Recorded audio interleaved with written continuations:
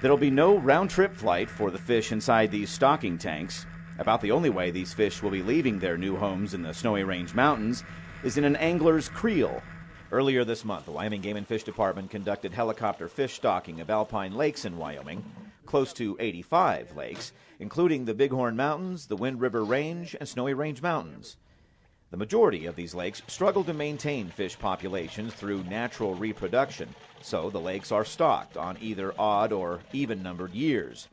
On this day in the Snowy Range, Bear Lake, South Gap Lake, East Glacier Lake, Golden Lake, and Shelf Lakes 1 and 2 all got a fresh infusion of either golden trout, Eagle Lake rainbow, or Bear River cutthroat, the fish averaging about 3 inches long.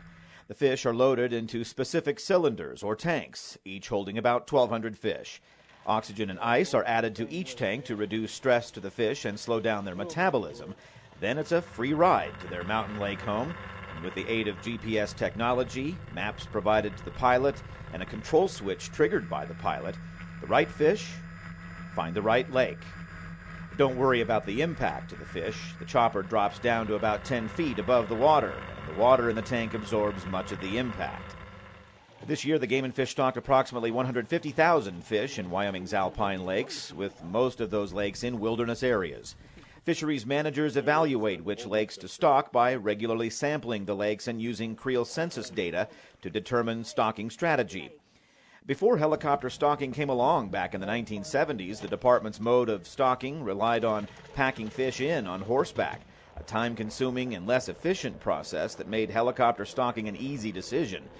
This way of stocking takes only minutes, has higher survival rates of fish, and is far less expensive. Wyoming's high mountain lakes are popular with anglers, so the department makes efforts to provide a quality fishing opportunity. Now, the fish that just flew in from out of town won't be ready yet for dinner, but there are other fish in these lakes that will. Load up a pack and a fishing pole and enjoy Wyoming's outdoors.